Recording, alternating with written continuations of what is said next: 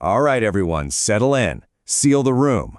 What you're about to see is designated Level 4 classified for a damn good reason. This is the final briefing on SCP-2935, an anomaly that, well, it changes the entire game when it comes to extinction-level events. Let's get started. We've all seen the logs. We've thrown everything, and I mean everything, at SCP-682, the Hard-to-Destroy Reptile, and all it's ever shown is rage, contempt, and this horrifying ability to adapt, but it has never, not once, shown fear. Until now. Until it saw what was inside SCP-2935. So that's the big question, isn't it? What in the universe could possibly scare that thing? So where did this all begin? April 28, 2016. Our people at Site-81 picked up a weird radio signal. It was faint, garbled, totally unintelligible. We traced it to a rural area near Joppa, Indiana. A field team was sent out, probably expecting some low-level weirdness. What they found was something else entirely. The signal was coming from this cave, a pretty standard limestone formation right underneath a cemetery that's been abandoned for over a century. But this cave, it's a doorway to an Earth that is, for all intents and purposes, a perfect copy of our own. Right down to the year 2016, with one catastrophic difference. Here's the cleaned-up audio from that signal. The second our initial drone went through the anomaly, the broadcast came through sharp and clear. It was one of our own automated emergency messages, but it was coming from their Site-81. A distress call from another foundation, looping for 8 days straight before it just stopped. As you can imagine, the O5 Council didn't waste any time. They immediately greenlit a full exploratory mission. Mobile Task Force Epsilon-13, Manifest Destiny, was geared up and sent in to figure out what kind of threat we were looking at.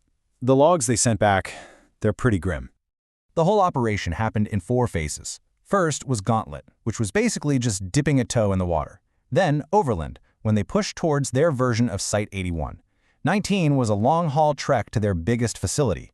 And Emptiness, well, that was the last drone we sent in to see the aftermath. The moment Epsilon-13 stepped out of that cave on the other side, they knew something was fundamentally wrong. The world looked right, but it felt dead. The trees were standing, but they were lifeless husks. The grass just crumbled under their boots. There were no animals, no birds singing, not even the hum of a single insect. This log entry from Agent Devon pretty much says it all. Can you even imagine that? Our world, but with every sound of life just deleted. Not just people and cars, but everything. The silence was overwhelming, and it was the first sign that this was way worse than just a simple containment breach. Their first stop was a nearby farmhouse. Inside, they found a family, just sitting at the dinner table, dead. No obvious cause. The newspaper on the counter was from April 19th. 8 days had passed. But here's the thing that really freaked them out. There was zero decay. The food wasn't rotten. The bodies weren't decomposing. That's when we realized nothing biological survived, not even bacteria. Life itself had just switched off. So, during the Overland mission, Epsilon-13 made it to their Site-81. They found the bodies of their counterparts, their own doubles, all perfectly preserved. But the real test was in the containment wings. What happens when an unstoppable anomaly meets an absolute death? The answer was simple and terrifying. Every single biological SCP was dead. The possessive mask was just a mask. The sculpture was just a sculpture. Anything we would classify as alive in any sense of the word was just gone. This wasn't a K-class scenario, this was something else entirely. Back home, Command authorized a cross-test. We had to know if our most unkillable asset understood this threat. So we set up a monitor in 682's cell and showed it the live feed from Epsilon-13's body cams. Its reaction was something none of us were prepared for. That's right, the Hard-to-Destroy Reptile, a creature that literally thrives on hate and destruction. Squeaked, it panicked, it threw itself against the walls of its cell, screaming for hours to be let out before it killed it. For the very first time, we saw genuine, pure terror in SCP-682. And deep inside that silent, dead Site-81, our team found out why. They breached the reinforced containment chamber for their version of 682, and they found it. A massive, desiccated corpse. The Unkillable had been killed. So how is that even possible?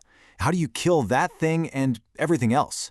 The answer wasn't in some superweapon or another SCP. No, it was hidden in an encrypted audio file that our Agent Keller managed to find on their Site-81 servers.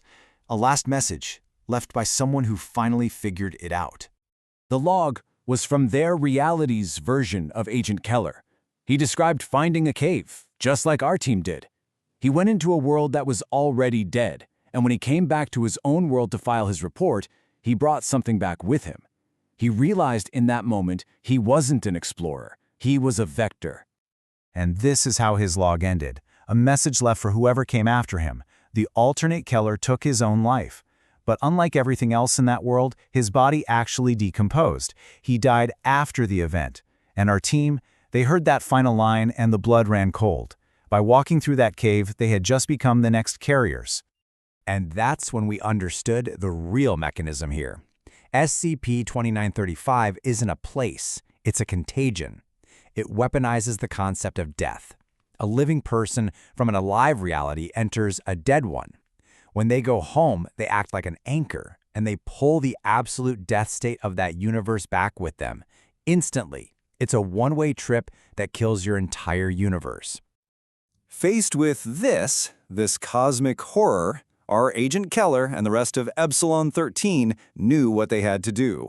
They had just stared into the abyss, and now it was their job to make sure it didn't stare back at us. They had one single, awful choice. They could not come home. Ever. This chain reaction of explorers finding dead worlds and then killing their own, it had to stop with them. They had to be the firewall.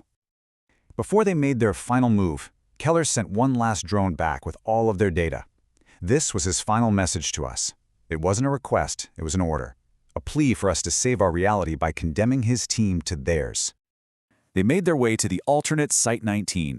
Once they got confirmation that their data drone was safely back in our world, they activated the on-site nuclear failsafe. They wiped themselves out, ensuring no living being from our reality remained in SCP-2935 to carry the plague back. They paid the ultimate price to break that chain. We followed Agent Keller's final order to the letter. Their mission was technically a success, but the threat of 2935 isn't gone, not by a long shot. The file might be closed, but the anomaly is still out there, just waiting. We've filled our entrance to that cave with more reinforced concrete than you can imagine. We've got it monitored 24/7. But here's the thought that keeps all of us on the O5 Council up at night. The cave our team went into led to a dead world. That world's cave led to an even older dead world. It's the chain. We've locked our door, but what if an explorer from some other reality we don't even know exists stumbles through their door and ends up in ours? Briefing concluded.